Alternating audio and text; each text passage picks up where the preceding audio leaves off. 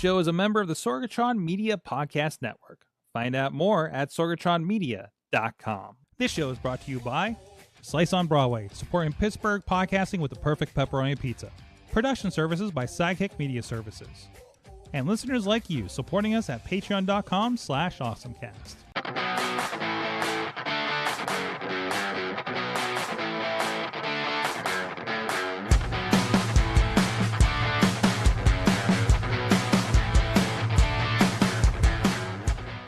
It's time to get geeky, get awesome. It is the AwesomeCast episode 617, hashtag AC617 if you're talking about us out in Twitter land. I'm Mike Sorgat, Sorgatron on Twitter in the Sorgatron Media Studios in Pittsburgh, Pennsylvania. We got a fun show lined up for you. First of all, with us from Studio Duds, all set up in Studio Duds, by the way, is Katie Dudas, the Dudders. How you doing, Katie? Good. I'm enjoying this 2-monitor thing. Look at this. Look at this 2-monitor, and she's like in an official like space and stuff with the whole Zoom background and everything like that. Look at this. Hiding stuff. Could be bodies. You don't know. Good job peopling today. Thank you. And we also have back with us, Chill is on assignment, but we have with us from Riz Plays Games on Twitch and also contributor to the Wrestling Mayhem Show, The Riz. Hi. I also have blurry backgrounds. Yay. And also maybe hiding a body. Who knows? Who knows? We'll start that rumor right now. It's like Don't Zoom, judge me. It's like Zoom blur backgrounds hide dead bodies. That's where we go, I guess. Oh jeez, I need to fix this because I got a mouse in the way. Hold on. Oh no, now it makes all the noises when I do this. Did you break it? Did you break it, Sword? Oh no. Anyways, this is the AwesomeCast, weak technology around here. You can check out everything at awesomecast.com, awesomecast at sorgatronmedia.com, and of course tweet us at awesomecast. And over on Facebook, we have a great Facebook group where a lot of stories get shared throughout the week. And also we have a Discord and a Reddit if you want to start a conversation over there. And please subscribe to us on your favorite podcast provider, and you can also sign up for a Sorgatron Media master feed for the rest of the stuff that we're doing here at Sorgatron Media. And also we are live every Tuesday at 7 p.m. Eastern on Facebook, live on YouTube, and on the Sorgatron Media Twitch page if you'd like to join us on any of those chats, whatever works for you. What did I just do? So go do that and be part of the conversation in the chat room, like Dave Ponder's hanging out right now with all the blurries and everything. So, and you never know, some conversation may end up in a clip on TikTok and get 2,000 followers. Who knows these days, because we are multiple medias. Also, thank you to our friends at postindustrial.com, of course, sharing the awesomeness over there as well. A great publication over there, and especially on an important day like today, because I think there's something happening today in the world, but I'm not sure. Also, thank you to our Patreon supporters at patreon.com/awesomecast that are helping support the show. Our friends Brian Crawford at the executive producer level, on the coffee club level, our friends Matt Weller, John Carmen, Cynthia Clossy, Scott McTaggart, and Mike Pound. At the financial level, Michael Fedor, Professor Buzzkill, and Dave Ponder. You guys can support the show too at patreon.com/awesomecast. So let's get into our awesome things of the week. Oh man, I changed this actually. What do we want to get in first? Katie, what does Amazon got going on? I have a cube. A cube? A cube. This is my new cube. Oh, that's the thing you were telling me about. Yeah, this is my little dude, cube. So what this dude is he's a little timer. You can see there's a 10-minute, 30-minute, 50-minute, and 60-minute. And depending on what number is on top, that's what the timer is going to be. Like for 30 minutes, you put 30 up top. And it's got a little countdown at the bottom, and it makes a little noise, beeps when it's done. It's not annoying. It kind of beeps for a little bit, then stops.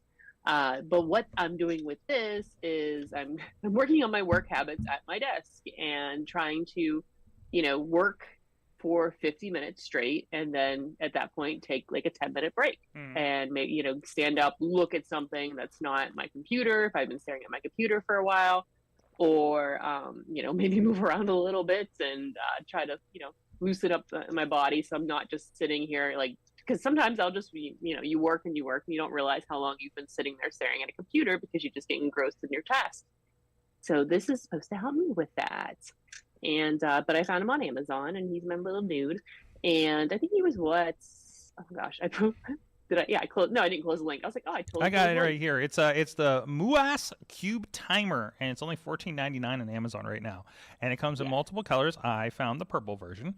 Well, look at the different colors might have different times on them too. What? No. Yeah, I specifically picked this cube because it had the 50-minute timer, because I was like, that seems like a reasonable amount of time to work and then take a break for me. And yeah, but I think he's pretty cool. It does blink. It does like a little red blink, but you can kind of put wherever you want and you really don't notice it too much. But I was finding I tried using a phone timer.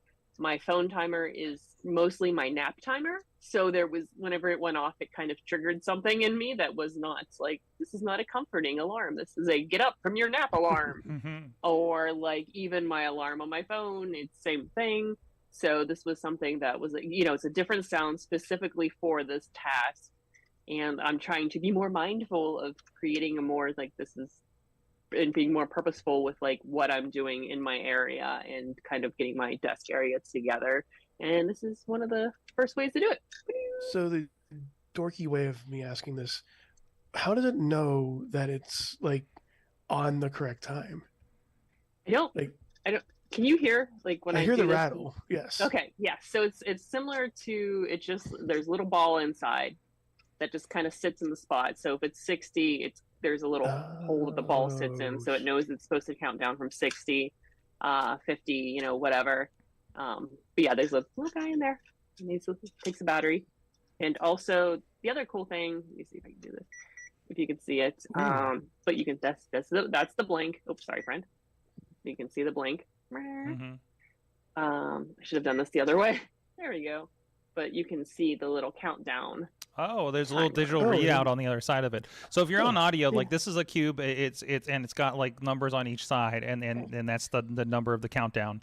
And then the one side has a digital timer that actually has the countdown happening. It's actually pretty cool. There you go. Nice. So that's pretty cool. And you do have in a video that does list the different times for the different colors and things like that too. So there's a little switch you hit, you put it on the right thing that you need, and it'll count down. So that's and it's great because I mean, from like the blinky part and the light up blink part is for somebody who if you can't hear and you want to make sure your timer's still running, you can see it going. Nice. And it's still going, and then when it stops, you know it's done. So it kind of works for a little bit everybody. That is awesome. I love so it's the most cute timer, time management, kitchen timer, kids timer, workout timer, timer for studying and cooking, it says. So yeah, that's great. That's great. I honestly, as somebody who does work out like sometimes, and probably not as at home as much, I don't think I want the timer because I would probably throw it across the room after I was done. Well, it's not like a wake you up in the morning timer. Maybe a nap timer. Huh? Maybe. Yeah, so, I do like that timer. So it's my nap timer. Yes. I can get different ones and make different sounds. I'm trying to listen to my stand-up notification on my watch. Like that's been my biggest thing to get me like up and around. You know, it's like, hey, maybe walk the dog. Hey, maybe do this. Just step out on the porch, something, right? But whatever works to kick your brain into actually doing it, right? Because you know how many times you're like in on a project and you just ignore it, and then you realize, oh no, I've been sitting here for 4 hours. Yeah, you're like, and it's dark out. Yeah, oh yeah, especially right now, right? Yes. Riz, what is your awesome thing? So yesterday was November 7th, aka N7 Day. This is a Mass Effect thing. This is a Mass Effect thing. Okay. And so the game hasn't. There hasn't been much updates with Mass Effect because BioWare is very secretive in whatever it does. Like, I just learned today that another one of BioWare's games, IPs, is finally playable front to back. So that's yay, like from start to finish. So that's good. But one of the games I'm really looking forward to is the Mass Effect games, Mm-hmm. and N7 is like the uh, big uh, group of really big group of soldiers that work that Shepard, who's the main character, is Mm-hmm. a part of. So so they sent out a little just a little teaser of an image of a mass relay, and they mentioned to look closer at this image. So I'm so that image that we're showing now, Mm-hmm. you're showing now, Sorg, that image is of the same one that's in the one that was quoted. That was from 2020, the 2020 Game Awards, where they announced the new game, which I may or may not have like gone insane for whenever it shows up. Hmm. But the thing that people are saying, I'm trying to look into it. I'm not sure what it is. I'm not sure where it is or if there's any secrets like I can tell where it is. But I can't wait to see what like I want to see what other people see in this. Like I want to see what other people see in this image. Um, like some are saying it's part of the evil group that's like humanity first type situations, but uh so but yeah, that's pretty much one of the things I was really looking forward to, like if we had any other updates on this game. I know it's going to be a while before it comes out because they just had a Mass Effect like a couple years ago, and that didn't really work out too well. But to see this like image pop up makes me kind of curious to see where they're going with it. Mm-hmm. And the way they're doing this, perfect. Because the last time they did this, I think last year, on like exactly last year, November 7th, they showed like this giant crater in there, and again, it was the same type of scenario where it's like we hit a few things in here.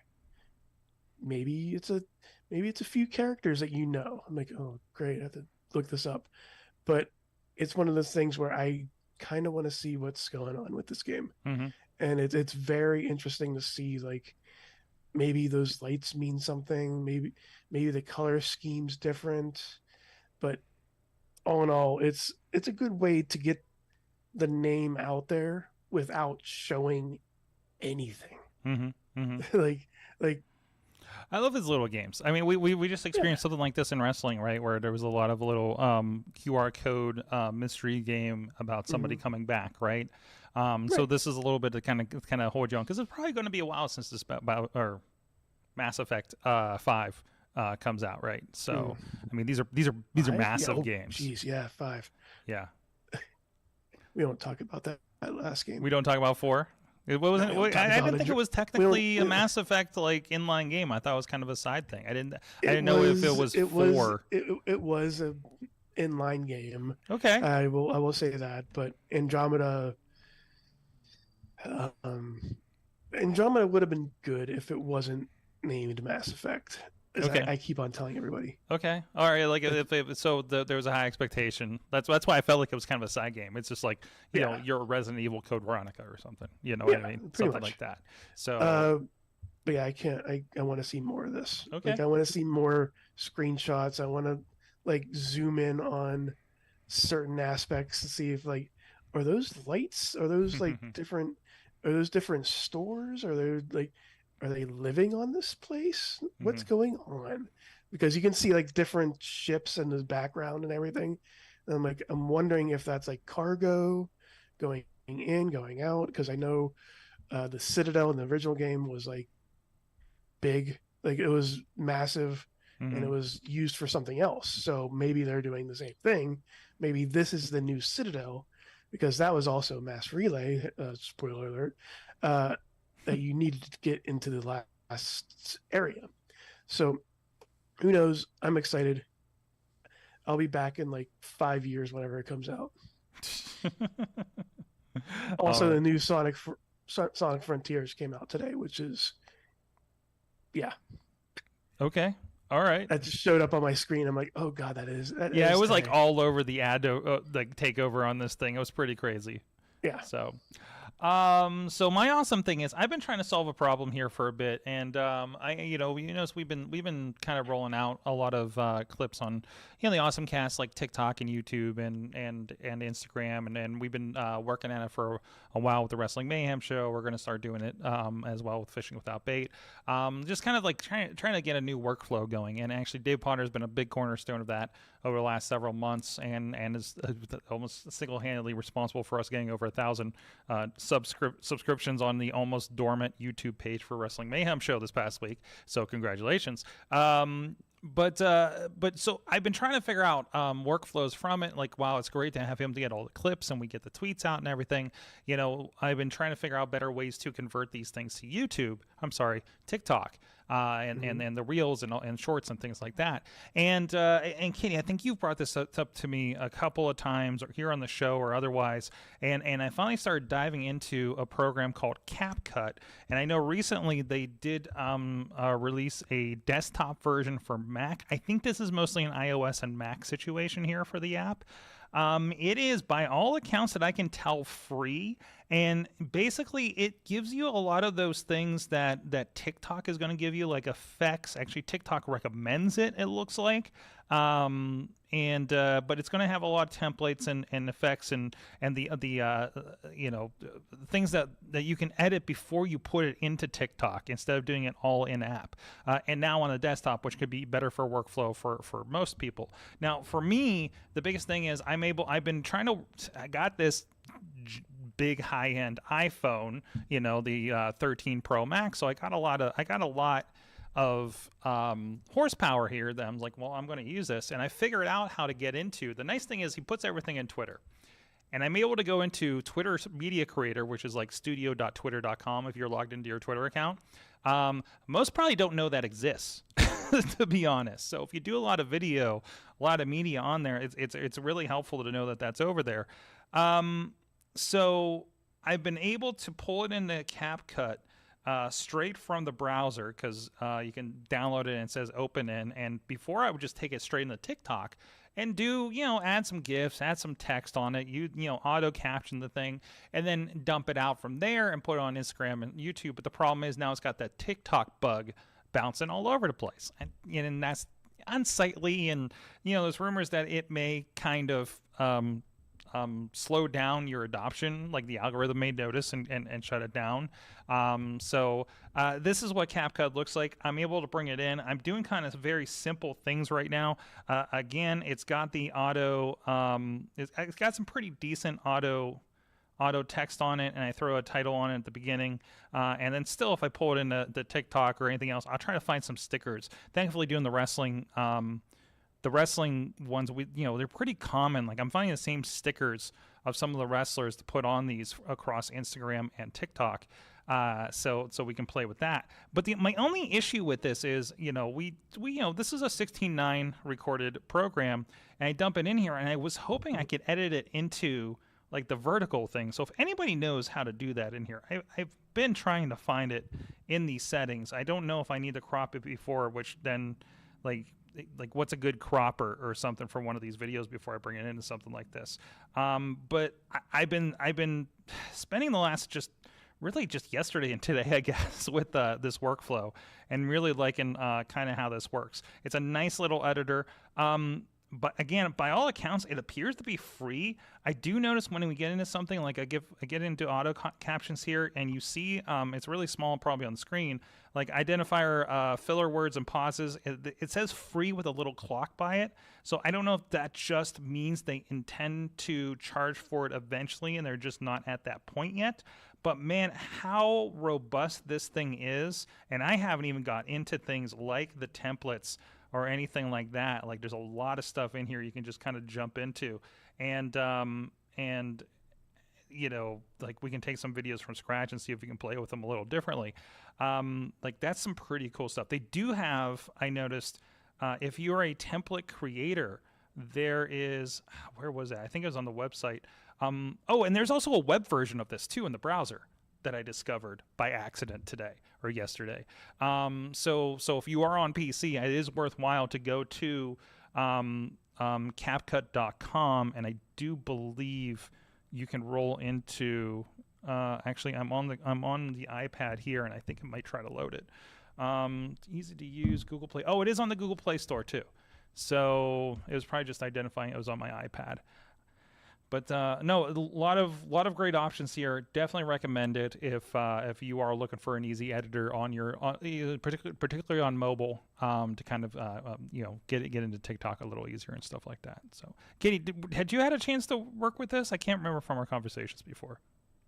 Yeah, I like it's fun, and TikTok plays so nicely with it because they same parent company, ByteDance. Oh, okay. I didn't know that was an in-house thing. Okay. Yeah, Okay. they had acquired it. They had started with their own video editing within the app, and it was like, ooh.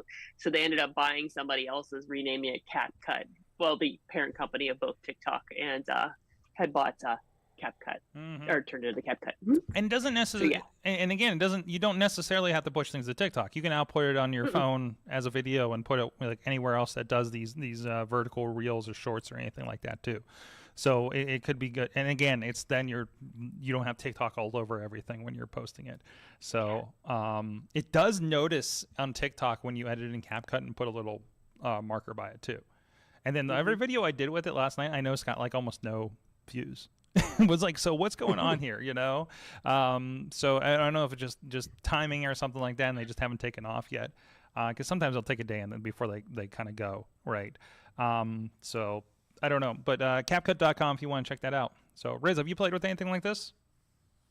You're a big TikToker. Once. I see you doing duets all the time over there. I did once.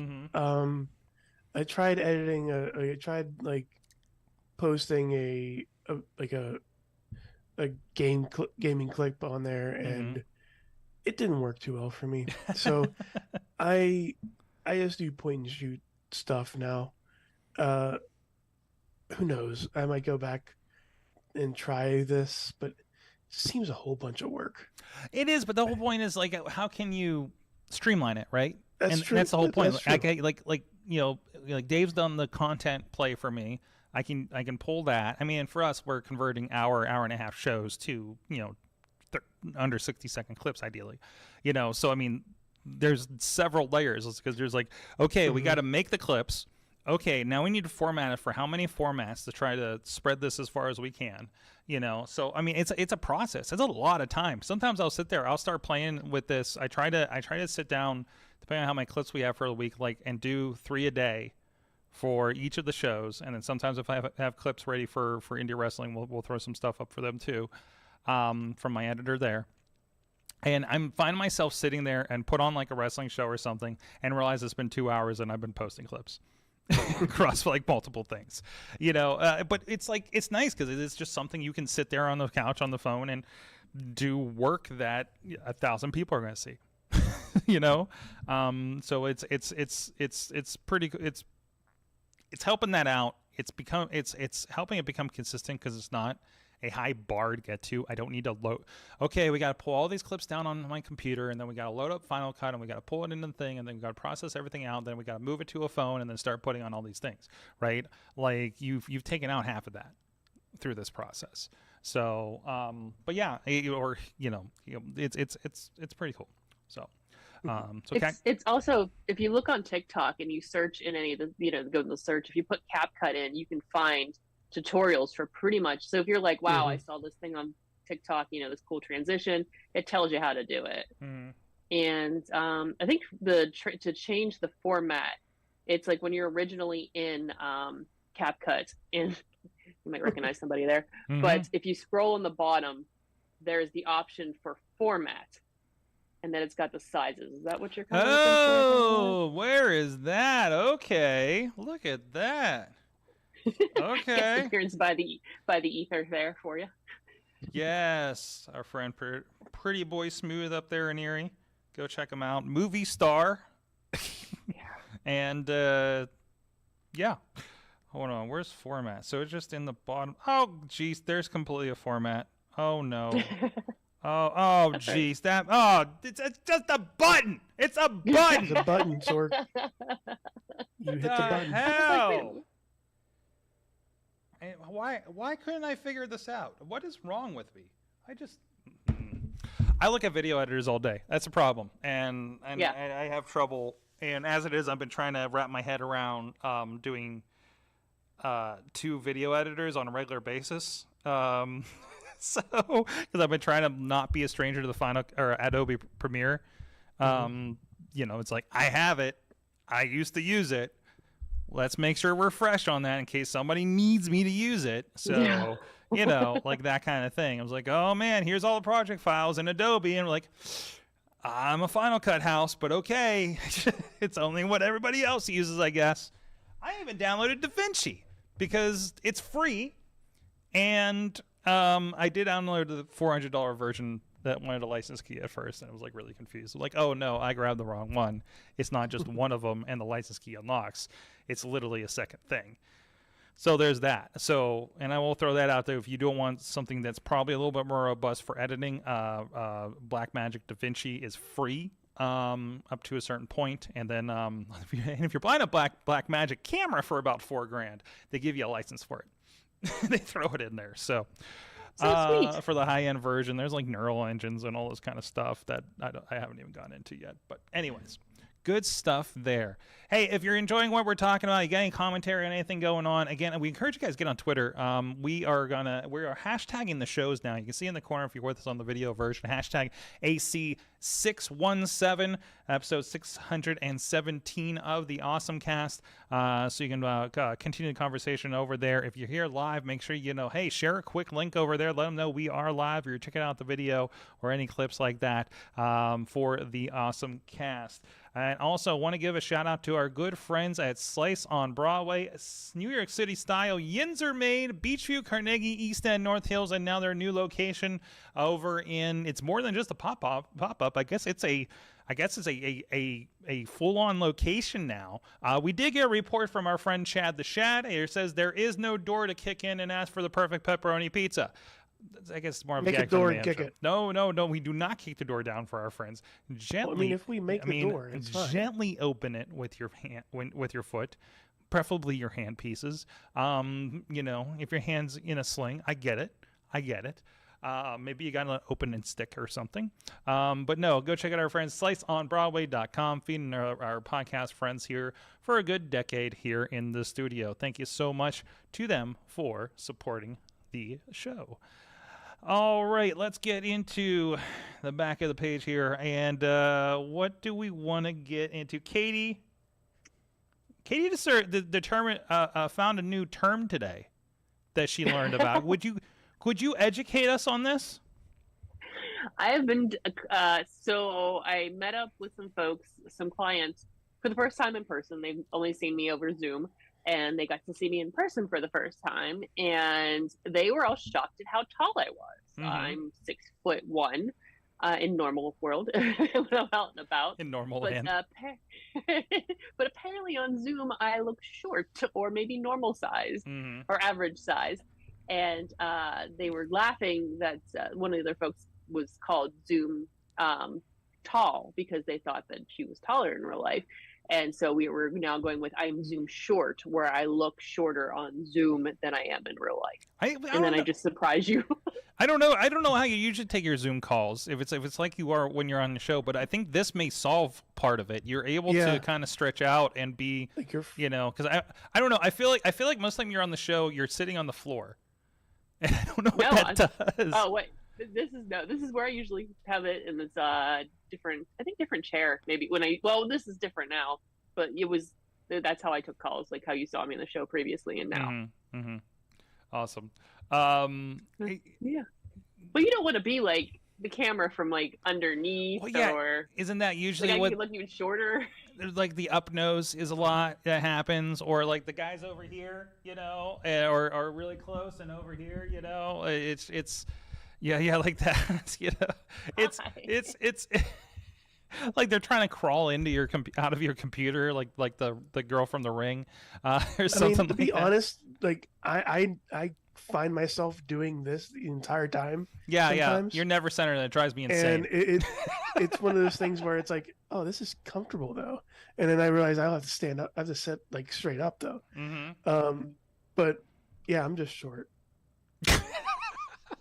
Like that's Riz, it. I feel like you look exactly how tall you would be in person. I was talking about. I almost responded on the Twitter with this, but like I think we've been experiencing this for years.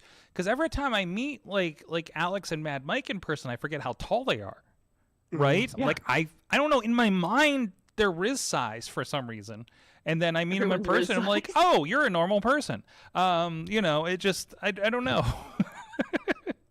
And these are people I've known for over 10 years digitally, and have met like Riz. Probably like a handful of times. We've met our New York friend. Yeah, Yeah. I'd say like just a handful of times for me. Yeah. You've probably seen him a lot more than I have. Yeah, but I guess so. So, is that podcast short? Is that what that is? So, I don't know. So, let us know. Have you been dealing with Zoom height dysmorphia? Is that there is a Zoom dysmorphia or something, isn't there? Like I think that was an issue because people Zoom fatigue from looking at a screen and seeing people and feeling like you have to be actively facially participating because you see all these faces looking at you, right? And it's just a lot. It's like no matter what, you're in front of a room of people, kind of feeling to it, and that's been burning people out. How that works for me. All of you guys are on my laptop. And my screens are about like behind the laptop, so I'm looking at none of you right now. I'm not even looking at you. Here's the secret. You guys are over there. I'm looking at myself on the screen and making sure I don't look like a goof. So like usually I'm talking this way because I'm just like making sure I'm streaming. So and then if like you actually are showing me something, I'm going to look over here. So now I have a tell. If I'm paying attention. So, let's stay on the social media side for a bit. Dutters, what's going on with Instagram? Oh, we're getting closer to scheduling posts through the Instagram app, and I'm so excited. And it's, as someone who has used a third party, specifically Social Pilot, to schedule posts for Instagram. This is outside of Facebook, like their business and their, whatever the heck Facebook is calling it now, because I swear every time I'm in there, the business suite and the meta business, whatever you want to call it. Because sometimes you will work with clients that do not have things connected, or they just have Instagram and you're not able to schedule with, there's just, so this will be a way to schedule Instagram posts within Instagram instead of using something like a third party like Social Pilot. Because if you've ever used a third party social media app to post to Instagram, what it does is it doesn't actually post to Instagram at that particular time. It gives you a notification that it's time to do your post. And you copy and you have the image and you paste it into Instagram. So you still have to do the act at the particular moment when you want it to post, which is extremely annoying. So maddening to me how those things worked out. And I just it always drove me absolutely insane. I just never even bothered with it. I mean, thankfully there's a scheduler in the Facebook business. But I guess so you're telling me like if they don't have all their stuff connected into Facebook appropriately, you don't get that back end in the web that you're able to use? Oh. Yeah. So you can't, like, I have a client that does not have their Facebook and Instagram connected, and for whatever reason, and I'm not an admin on that particular account, so I can't do it. And so that is something where I have to do it that way, or if they just have Instagram and not Facebook. So that's also another thing to deal with. And yeah, I can't even tell you how many times I've accidentally posted an Instagram post for a client in my personal and like delete, because when it pops up, sometimes it'll take you to the correct account, and then sometimes it'll just take you to your personal account. And I'm like, no, I am not this thing. Yep. Thank you very much. So I'm very much looking forward to it. It looks like it's starting to roll out the select accounts, the business professional accounts. So you have to have a professional account. You can't just do it on a personal account. It looks like, at least right now, hopefully maybe that'll change in the future. That would be cool too. But I don't think we'll ever get those tools on personal accounts on either Facebook or Instagram, sadly. But yeah, if you're a pro account, look for that. It's in advanced settings, which is kind of a weird spot. Like I was looking at where it would be coming in at, and like you set up your whole post, and then when you click the advanced settings, and it's supposed to be a toggle within there where you can schedule it there. Nice. I'm similar to that because I don't know if you pay attention, you may notice that I've accidentally put Mayhem Show and AwesomeCast on TikTok or vice versa or my personal account. I realized like a day later, it's like crap. So that's the problem when you're juggling too many accounts.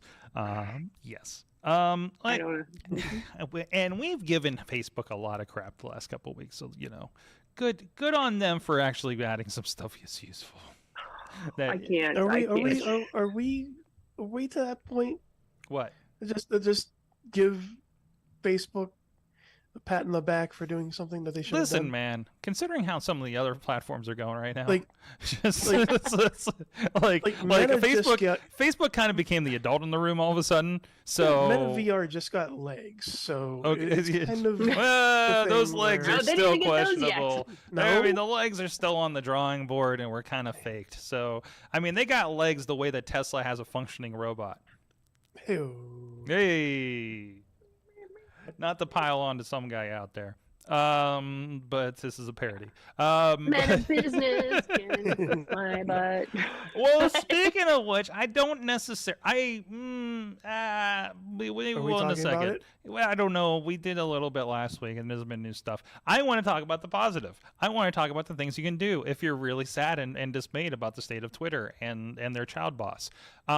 So people, of course, the biggest thing, if you are upset about, and I don't want to get into the whole thing unless we want to do a thing, about where Twitter is. To me, again, Twitter's there. I'm not going anywhere, and it will go until it doesn't anymore.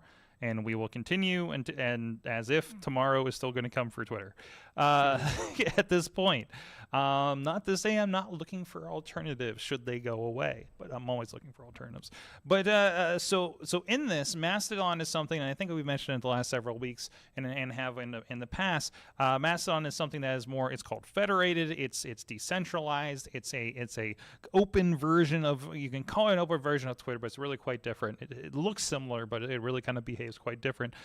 In the crazy first days of the Elon Musk Twitter takeover, Mastodon reached 1 million active users after that, according to this article in PC Magazine. So how do I get on Mastodon? Well, like you got to find a server. I go through twit.social. If you're kind of curious what that looks like, this is what it looks like if I go to twit.social. They're running a Mastodon account. You can do one. I could start a sorgatronmedia.social if I'd like to and start one there, but unfortunately then I will have to brunt the cost or find a server to pay for to run this. Thankfully Twit has such great connections that they have somebody that runs it for them for free, so good on them. And they also are seeing like an uptick on that. And you see, and this looks kind of like TweetDeck for the most part, right? This is the thing that I was putting over the other day. You don't tweet, you toot. There's a toot button. And again, like I wouldn't treat it like this is one of those things. It's like early days in podcasting where the only people who were there were the technical people. So it's like, I'm following Jeff Jarvis, which he's always, a good writer is on top of things like that from This Week in Google. And it's got the Twit people in there. It's not terribly active or anything like that. And this is like right now what you're looking at in this first column here is what's happening on the Twit server. But then you can go to the outward federated timeline, and this is now pulling from all of the servers registered with Mastodon all over the place, and it can be a little bit of everything. So really anybody can run this. Some other versions of new social networks have taken some of this code and created their own thing.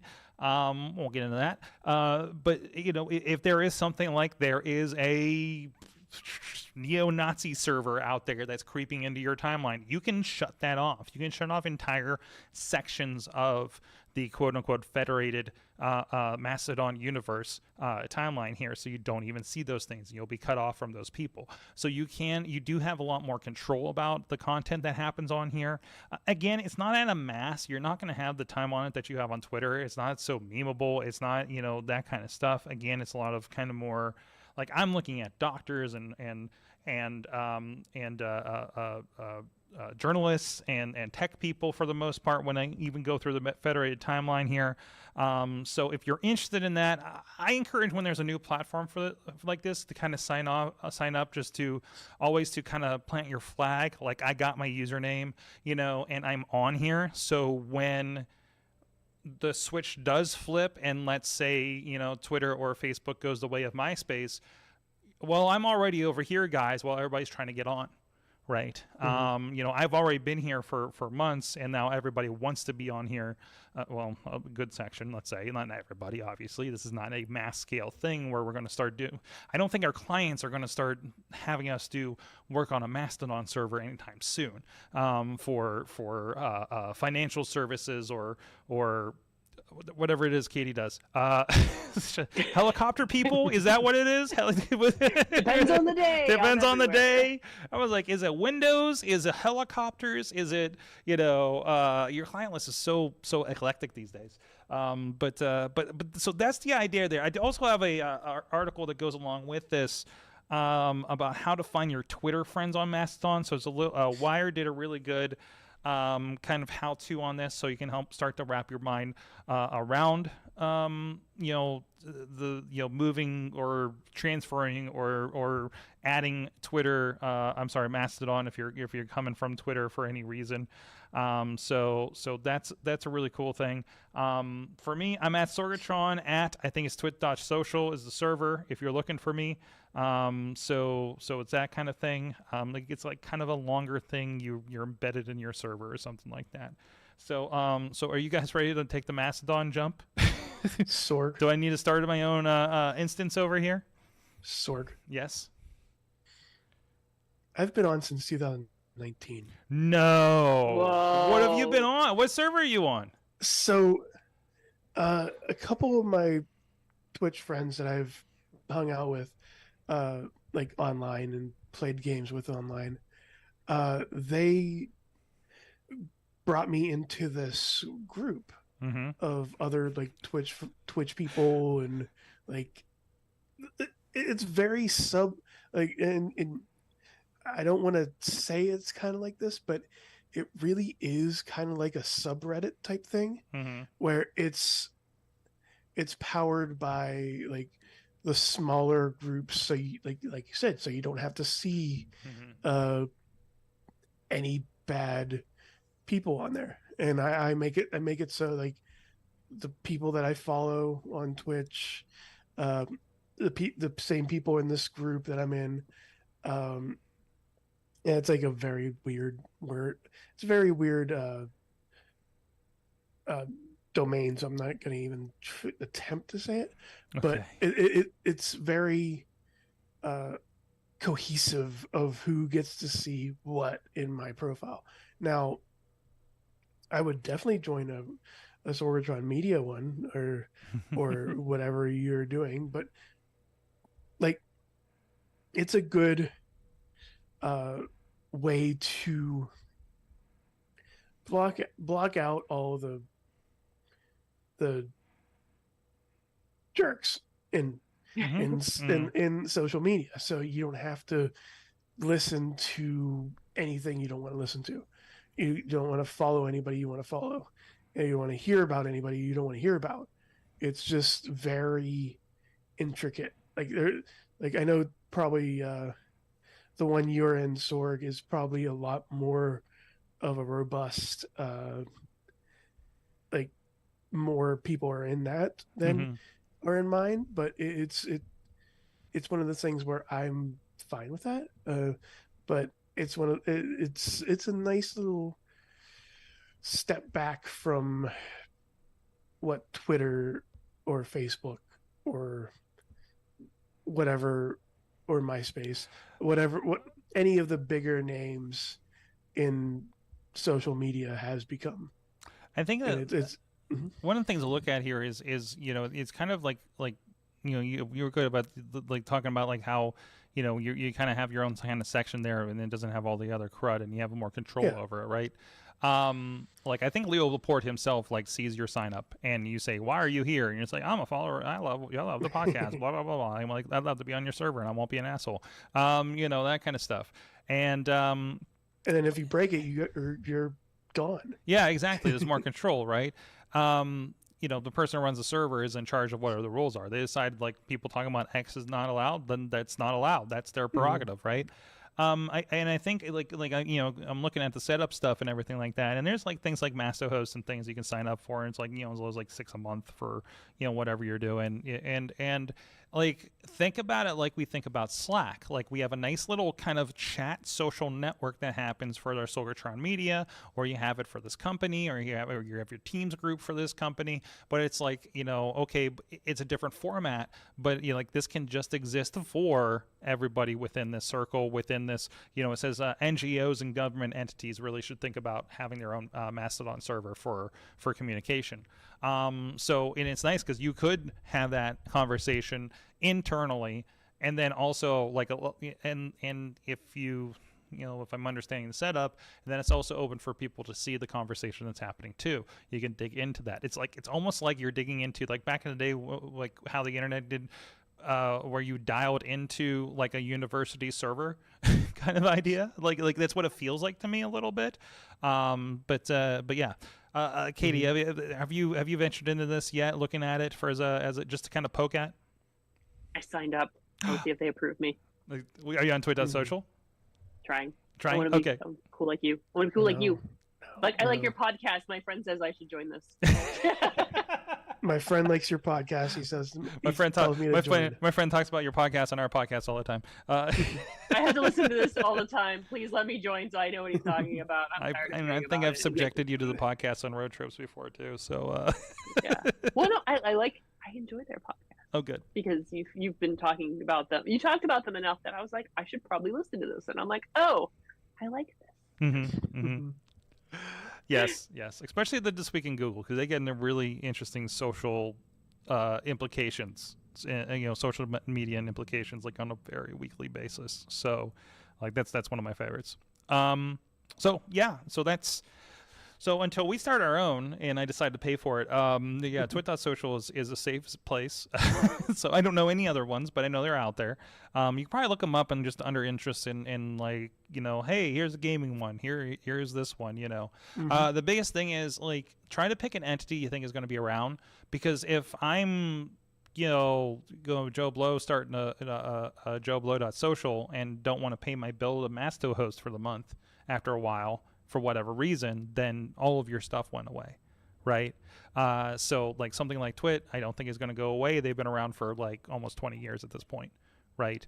As an entity. So like that's the only caution I have with something like this. Just kind of watch those when you kind of go out for those. All right. What else should we hit up here on the way out? Riz, is there anything that interests you out of this? I got a few gaming things in here. Oh, I didn't even see the gaming thing. They're kind of out there. It's more about like Android and Chromebooks and things like that. Ooh. Now he's browsing. Yeah, now I'm browsing. So, actually, I want to like that. That's like there's two of these I want to touch on. Pick one. Go alphabetical. So I'll not even talk about gaming. I already talked about gaming already. So, turning the movie theaters into like giant Zoom rooms. Yes, this is a story from TheVerge.com. AMC theaters are turning movie theaters into Zoom rooms for big screen video conferencing. Katie, if you thought you had a problem with Zoom short and Zoom tall before, wait until you're on a 30-foot screen. Mm-hmm. Like everything, every detail. Yeah. So I think this might be the same as like Sorg when we went to the movies last. There was that one little preview of like the business meeting of going to a movie theater and making sure like, oh, this and I think they even mentioned how it's a Zoom capable uh screen, and I'm like, I don't remember this at all. Did we go to the same movie? This is when we went and saw Clerks 3? that's exactly where it was. Okay.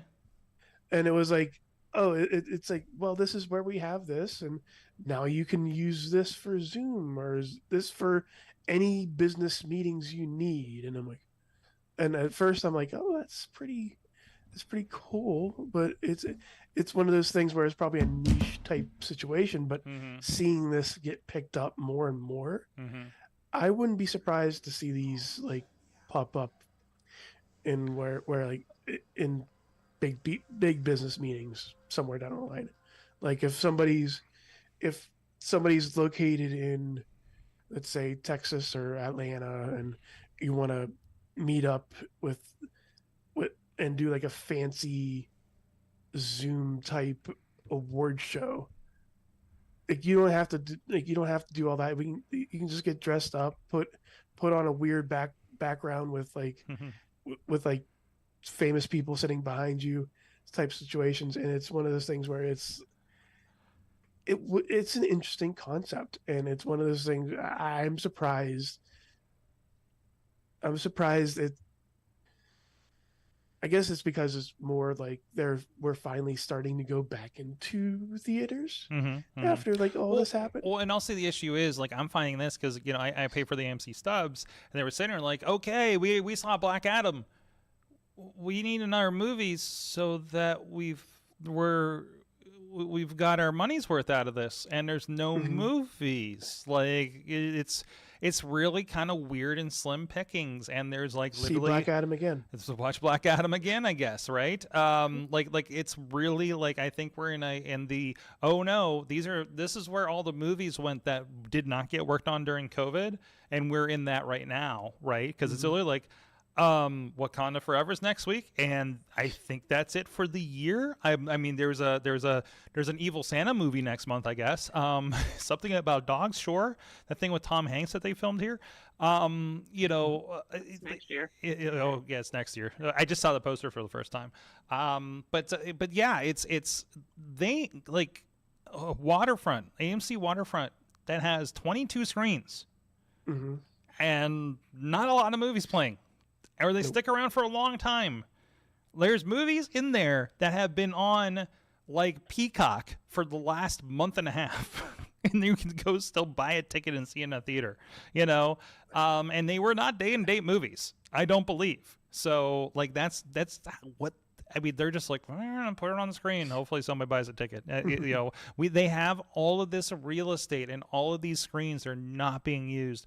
I think I put in, hey, you know what'd be great? Let's do a wrestling show in one of these. Let's do. We know somebody that did one in an old theater. Our friends at Rise Wrestling, pre-COVID.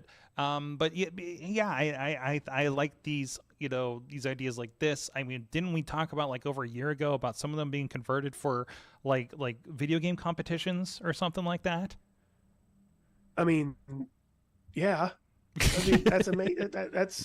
That's what it should be. Like it's because a lot more people would go to something like that. Yeah, or wrestling movie theater, wrestling pay-per-views, or wrestling event, wrestling pay-per-views. They've always been a dabble, but AEW does them on a regular basis now.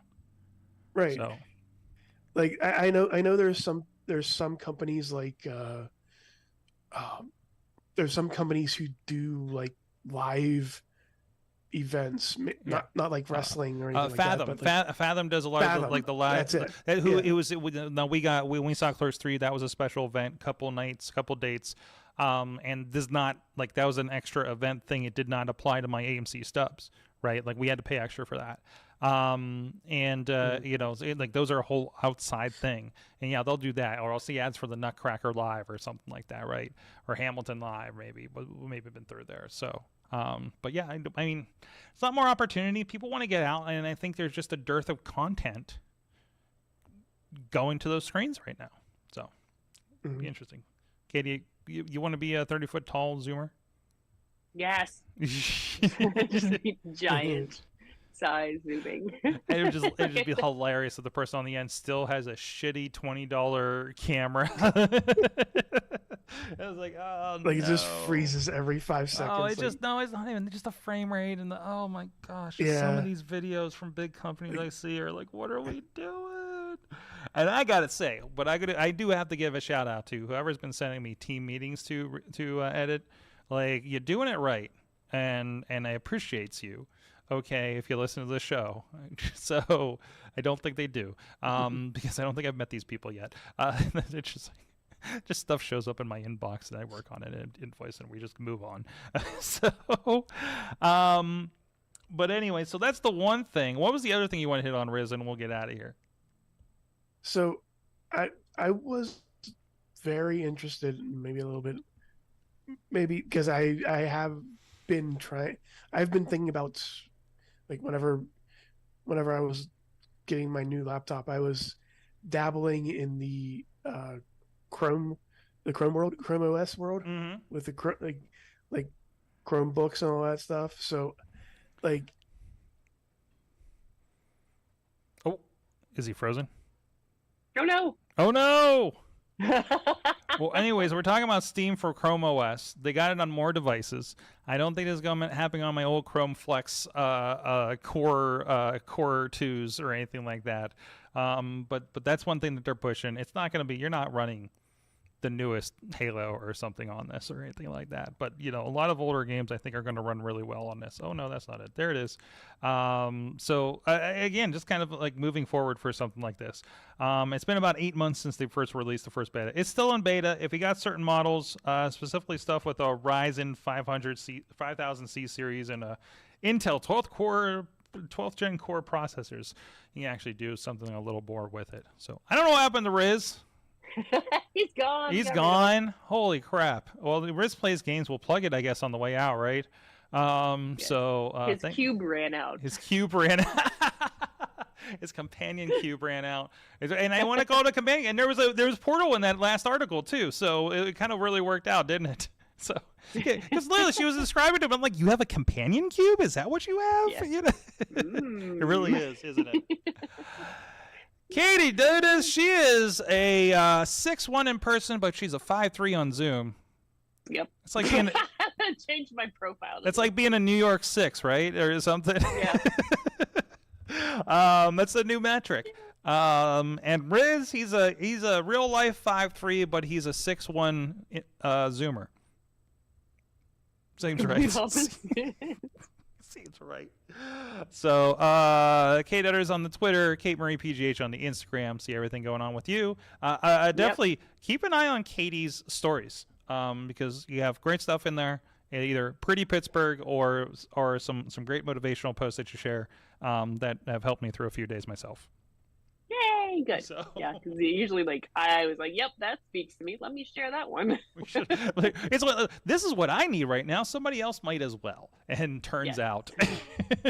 So that's right. More positivity on your posts. If you're not getting that, just reassess who you need to mute. That's the important thing. I got it. His computer heard him talk. He says his computer heard him talking about them, and that's why he went away. So. All right, at Sorgatron on the Twitter. If you got anything to talk about the show, let us know anything. Any further conversation over on Twitter. Hit us up, hashtag AC617 for this episode. And thank you everybody for joining us. Everybody's joining us live on Dave Ponder, of course, hanging out with us. I saw some other people. I think I saw Steve in San Diego hanging out in there as well, over on Facebook, and of course over on the YouTubes and the Twitch. Thank you everybody for hanging out here with us tonight. We will be next week. And next week, Katie, I think you saw our old friend Walt Ribeiro hit us up and wants to return to the show.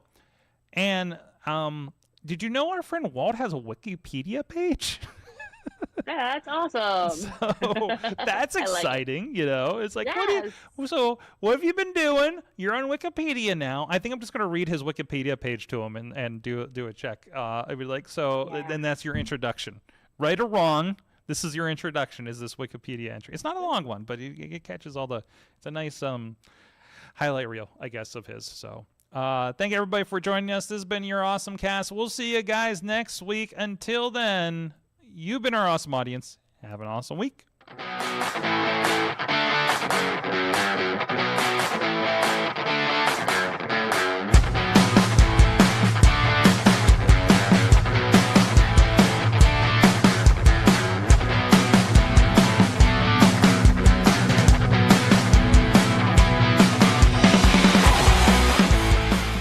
This show is a member of the Sorgatron Media Podcast Network. Find out more at Sorgatron.